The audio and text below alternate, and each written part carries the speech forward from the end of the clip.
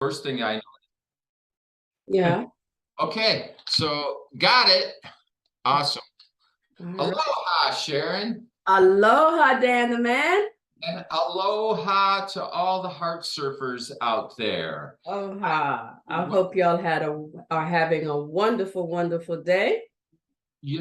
I just saw a commercial, and I'm not going to say that they necessarily stole my idea. They were talking about wearing Hawaiian shirts on Mondays now. That Oh, Monday, interesting. the new Hawaiian shirt day. And Why is that? did that in my school well over 5 years ago. I called it Aloha Mondays. And it was really a way of making that shift Yeah. to racing Mondays. And as you know, my Aloha is an acronym that stands for awareness, love, optimism, humor, and action. Action.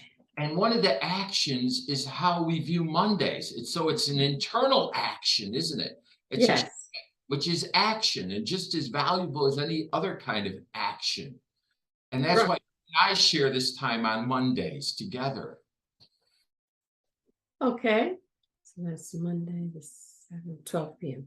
All right. I am so sorry for 12 p.m. Yeah. No, hold on. It was 12 p.m. 12 to 1. Yeah. That was 11:30 to 2. And we have Marcia with us today. Here, so hold on one second. Monday the 7th. 11 to 12. It was 11, so you need to do that. 5 minutes. So, Okay. you're gonna have to go downstairs. You won't have enough time. Yeah. All right. So what I should have done, Dan, Okay. is put this on pause. Uh, All right. So we're here again. Aloha, Dan. Aloha, heart lady. Good to see you again, Dan the man. What's going on? Hey, check out my background. You like my hearts? The hearts for the heart lady. Well, with the heart lady, I have to say that those are bright lights for a bright woman. Oh, very nice, very nice. Thank you very much. All right. So, what are we going to be talking about? Heart surfers. I hope you're checking this out. And our topic today is regret. Regret. Yeah, we're going to talk about regret today and what regret is and how it impacts all of us. Mm-hmm. And I've been reflecting about regret because I notice how often it comes up in the coaching sessions that I have with heart surfers that I coach at the Healing Center. Really? Yes. And I've come up with regret can be in really two different ways. Regret of what we've done and regret of what we didn't do. Yeah. We can have regret in both ways. Yeah. The thing I have really learned about regret is that it is a self-inflicted emotional wound. Yeah. And what I mean by that is we harm ourselves through this feeling. Regret is a feeling of regret. Yeah. And so I think that comes up when we feel as though we haven't forgiven ourselves for the thoughts that we've had about a particular situation or person, the thoughts and feelings that we have that we weren't able to voice how we feel, express how we feel at a particular situation or to a particular person. And so we lie in this regret. And a lot of people who lie or get stuck in regret, it's the beginning of depression, deep sadness. And I think one of the ways to navigate through that is really learning, like what we always talk about, right? Acceptance and then forgiveness. And sometimes if we can face the person and we can, say, I'm sorry. Sometimes it's just as simple as that. I acted this way the other day and, and I didn't mean to. And come to a better understanding about it. So what do you think? It's Well, you know, sometimes regret is deep pain I, as I well, start right? with, I start with self. Mhm. I mean, in all my coaching sessions, I really start with self. Right. And that means looking at ourselves in the mirror. And you talked about a word, forgiveness. Mhm. And yes, forgiveness can be a part of healing for sure. Yeah. When I have done something wrong, Mhm. I know that I feel that sort of remorse about it. A remorse to me is about relationship and harming someone else, Else whereas regret is about relationship with with me, yourself. That's right. myself. Yeah. And I think it's an important distinction to make. Yeah. And what I talk about is regret in harming ourselves in ways that we are punishing ourselves. And so if forgiving ourselves is an important component for healing, then by all means, give ourselves forgiveness. Yeah. What I connect with forgiveness often is judgment. Mhm. We're judging ourselves. We've heard before that, we're our own judge, jury, Jury executioner, execution. Yeah. all of these things. And, we have our own sort of rope that we hang ourselves with and punish ourselves because we have done something that is so wrong that Mhm. it's unforgivable Yeah. for, for us to let go of it. Yeah. Yeah, and remorse involves, like you said, admitting one's own mistake and then taking responsibility and taking action, and remorse comes in terms of feeling, guilty and that you've maybe hurt someone else. So, and that you really haven't either you haven't given a true apology or you haven't received a true apology. So let's talk about the difference between regret and remorse, because we know regret is something that we didn't do, and remorse, I think, when I think of the word remorse, I always think of when people are in court, and then the person, the offender, will not look remorseful or will look remorseful, and people will tend to forgive when you give a sense of remorse. I'm feeling and showing that you really own up to the mistake and you really didn't mean to do it, or you did do it, but you're uh, asking for the forgiveness that the What offender is What I asking. find challenging, not so much is remorse for what my actions are and how they have hurt others. I don't think we struggle with that as much as how we have hurt ourselves. I It's agree, but it's a two-way street harming though, Dan. others in that way than we are in ourselves. When we've harmed others, we don't really have that much difficulty owning up to it.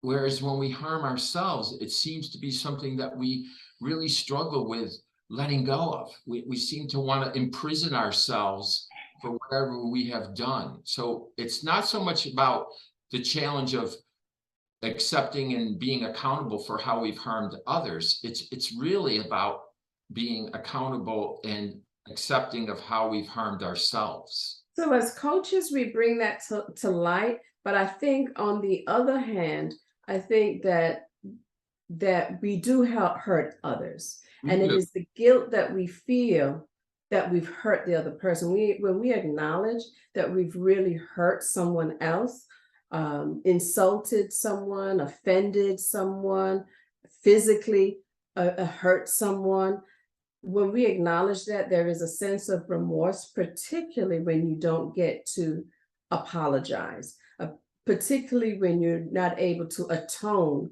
for that. So I think that there is a sense that people sometimes don't even realize that when they're hurting someone else, the true act is hurting yourself. Oh, We get that. And as coaches, we bring that out. But there is a difference between the regret and the remorse. And we always start with ourselves, but a lot of people don't even recognize that they're hurting themselves. This is why people continue to do things to hurt other people. And that's where the saying comes in with hurt people, right? So if we haven't recognized it, so us as coaches, I agree, it's definitely our job to learn the acceptance within ourselves first, so then we can have a different perspective on how we view the situation that we may be remorseful for.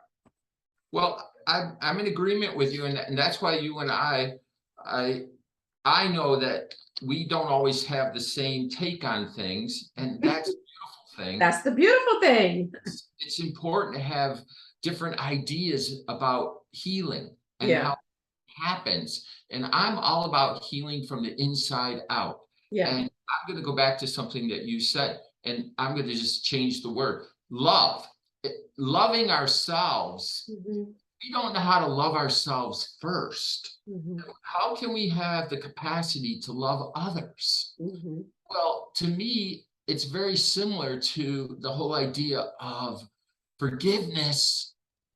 How can we know what forgiveness is if we don't have it for ourselves? Yeah. And so one of the words that I often use is compassion, because I think what gets in the way of us forgiving ourselves is judgment. Mhm. And we hold ourselves so much more accountable for our actions Yeah. and our thoughts and whatever else, we have done or didn't do, Mhm. in the ways that we have harmed both ourselves and others. Right. And so it's difficult to be able to have any kind of sense of remorse for someone else if we don't have compassion for ourselves. Yeah. My husband and I, we always talk about loving yourself, and his twist is, he says, if you ask most people, do they love themselves? They say yes. But then you ask them, do you like who you are? And then you'll get a different answer. You'll get people stop and start to think, yeah, of course I love myself. Yeah. But do you like yourself? Do you like who you are today? Then you get people to start thinking. So I just wanted to share that extra. I want, We always talk about that. just changing it from love to like, because to me, a relationship means that we accept ourselves for our totality. Yeah. It doesn't mean that we're conditionally liking ourselves based on, I did this today, and because I did this, I helped a neighbor, I'm able to like myself. Right.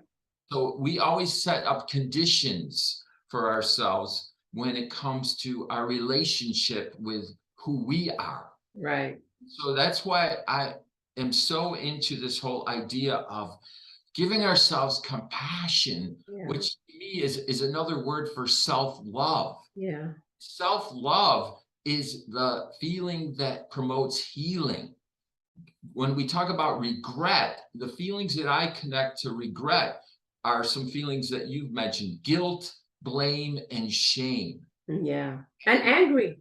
Oh, anger. Well, what is anger turned inward is sadness. And Yeah. we started out talking about sadness, how people have this deep level of sadness.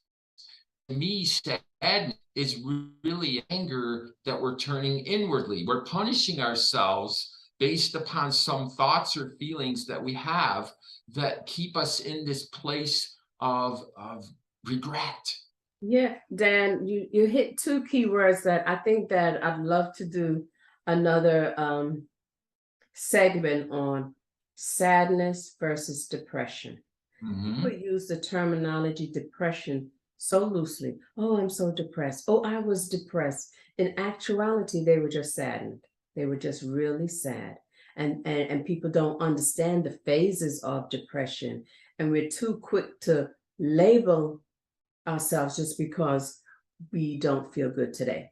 And so depression is it can be a real mental health, is a real mental health issue. But I'd love to talk in another segment about the difference between the two, like how we're talking the difference between remorse and regret. Sure. Oh, heart surface, listen out for that one, because that one is going to be fantastic. I always correct my clients, and they say, oh, I'm so depressed, and then I'll go through some clinical depression signs and symptoms. No, it's not that. Sometimes it's that. No, it's not that. And I just say, are you sad? So yeah, so we don't want to get off topic, but those were, ding ding words for me when you talked about that. And for me, anger is when either you yourself did not live up to your own expectations, or someone didn't live up to your expectations. And I know we've talked about that a couple of times. Absolutely. But that is really the issue, that we have this perception that people should, and you talked about judgment, and I wanted to bring that up because should is a judgment word, all right? And so when we think people should do it the way we would do it, and they don't do it, we get angry. That's anger. Well, it's unmet expectations. Unmet expectations. Anything else. And it's our own unmet expectations of ourselves. Yeah. And so that's why I get back to the self and how important it is that we have these kinds of expectations that we place for ourselves in our lives. And so when we don't meet those expectations, we may have some regret about it, which can certainly lead to sadness. Yes. And yes. Long sadness in the sense of it becoming depression. Depression. There we look how you just connect. That's it. You hear that, folks? That was a great connection there. Perfect. And what I'm talking about is the love. Regret, to me, I connect with fear. Fear of not accomplishing something, or fear of not being enough for myself or being enough for others. Yes. Connected to the expectations, once again, that we place for ourselves. Yeah, absolutely. Fear is such a yeah. Fear is such a low vibration, and it really for such a low vibration that fear is also the forerunner for a lot of our negative thoughts, feelings, behaviors, actions, right?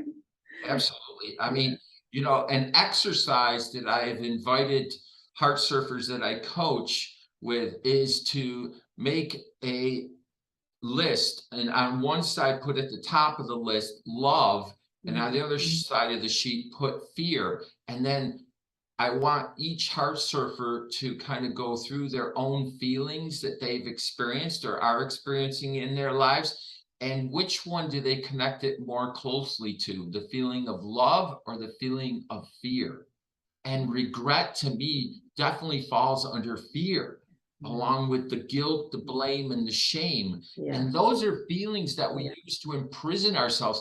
We don't even need any bars, because those become the bars that keep us imprisoned. Right. And then we don't even allow ourselves. It's kind of like there's a key there for us to free ourselves, and we don't even allow ourselves to access that key and take ourselves out of that prison. And the key that I'm talking about today is compassion, because we give ourselves compassion in a way that there's no judgment attached to it. So there's no good, bad, right, or wrong. In many cases, we didn't do anything wrong, either in what we did do or what we didn't do. And so it's important for us to give ourselves that sort of permission to be compassionate to ourselves. That's what I would say. And I think that that's one of the beauties of having a coach, is that we give them permission, and we tell them, I give you permission. Give yourself permission to feel how you feel. Go into your heart and find compassion.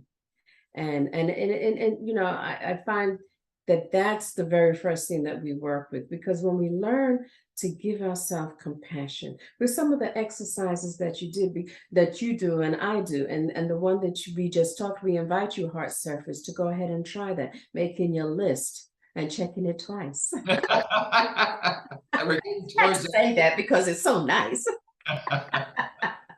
but actually writing the things that you love, the things that you fear, and see where the correlation is, and then the one by one, day by day, you really, really breathe into the compassion, the love, the feeling of love versus that fear. And then, and looking at what triggers the fear, right? Absolutely. I want to pick up on what you were talking about, breathing into.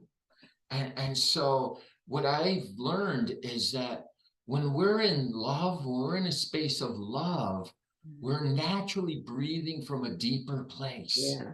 We're breathing from our diaphragm, and we're doing it effortlessly. Yeah. And when we're breathing from here, we're breathing shallower because Yeah. we're like Yeah. just trying to catch Yeah. our breath. We can continue in whatever state we're in that moment of panic or crisis. And regret can certainly be connected to that sort of fear and panic and crises, because we're in a state of confusion. Yes. We're confused. We're confused about what is promoting my healing and what is promoting my disease. And And that's so what with those two key terms, a little unknown fact that chest breathers, people who breathe from here, are more susceptible to heart disease versus people who breathe from the diaphragm up.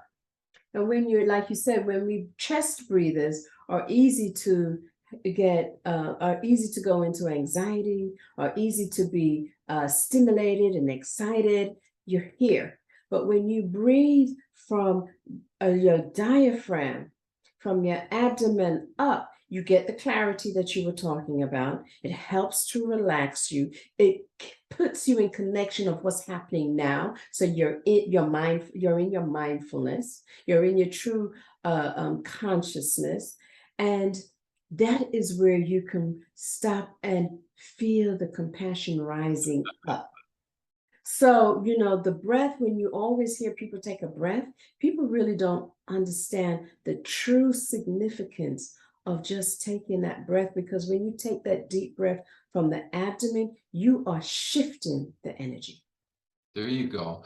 I love the word that you just said, shifting. And when we can acknowledge that our feelings are the most powerful tool that promote our healing, that is what creates the infinite possibilities in our lives. Yeah. And so feelings in themselves are neither good nor bad, right nor wrong. That includes regret.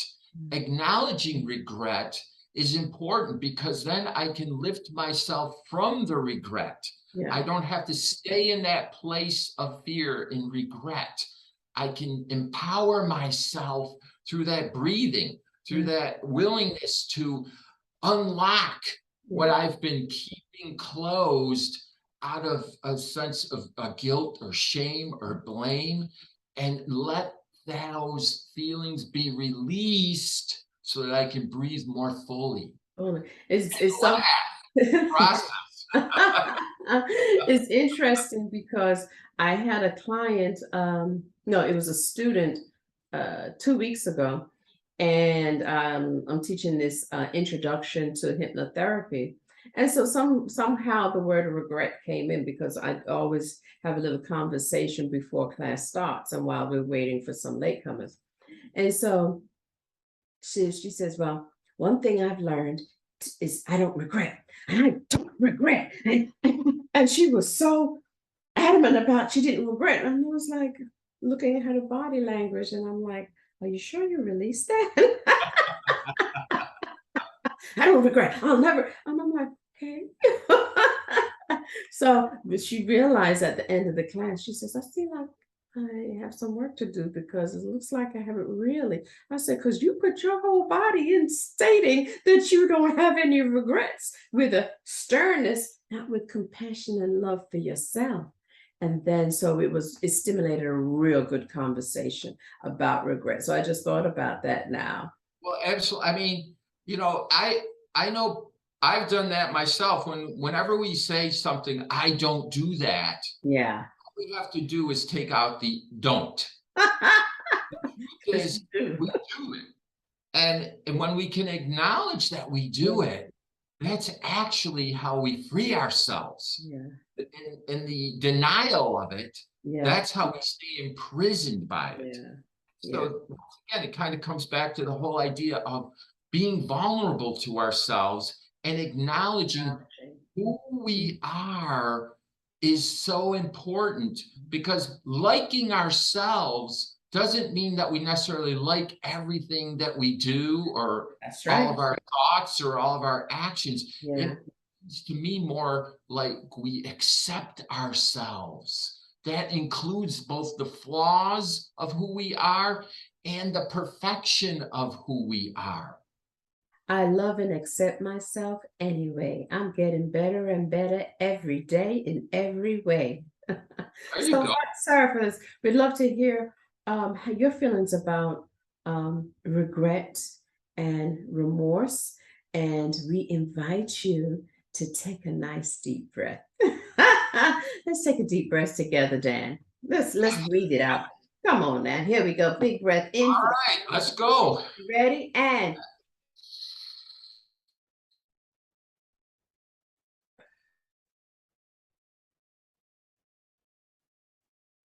we accept ourselves just the way we are. Good job. So, folks, we are loving our conversations. We are loving the comments that you're making and the suggestions that you have on different episodes. And we invite you to think about the word regret throughout your week and think about how or what you regret or you think you regret, and just give yourself to permission to forgive yourself and to say, okay, I regret it. I forgive myself. And what am I going to learn from this? What can I do? Remember, the last A in aloha is action. The first A is what? Awareness. To become aware and go through the channel and acknowledge and take action. And that's our episode for you all. We look forward to bringing you another episode. Listen out for us as we are growing, as we are getting more comfortable, because both of us, this podcast thing is new to us, and we like, well, I like to change up my background, so come see what I got the next time if you're viewing this. And if you're listening, I'm hoping that you take some time to really be very pensive about how we actually are hurting ourselves with regret. Dan, do you have some tips or some actions that our listeners and viewers can have before we end our show today? Well, one of the things that I often talk about with the hard servers that I coach is that we tend to live in what I call extremes. We live in the highs and the lows of life. And so we define ourselves more often than not, especially when we live in regret, in that low place where you talked about, the low frequencies and the low energy. Yeah. And so it's our choice where we want to live. Do we want to live in that low energy and frequency of regret, or do we want to lift ourselves up through the higher energy of love and compassion?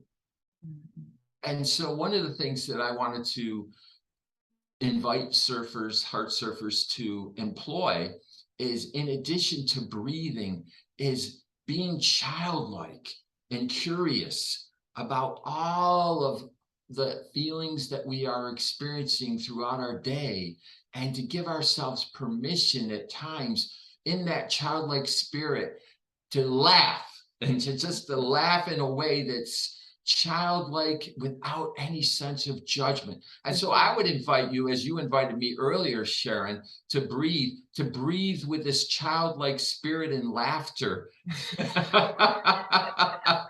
It doesn't take a whole lot. To me, that's how we lift ourselves from this place of regret, Yeah, because we're worthy of being in a different place. yeah, We're worthy of being in a place of love. that's right. So sometimes you just have to laugh at yourself and say, really? Okay. So thank you for your time, Heart Surface. Don't forget, you can always get in touch with Dan the Man through, danmikens.com. and all you have to do is ask the Heart Lady. We look forward to talking to you soon. You'll have an absolutely wonderful day. No regrets. Aloha. Surf's up.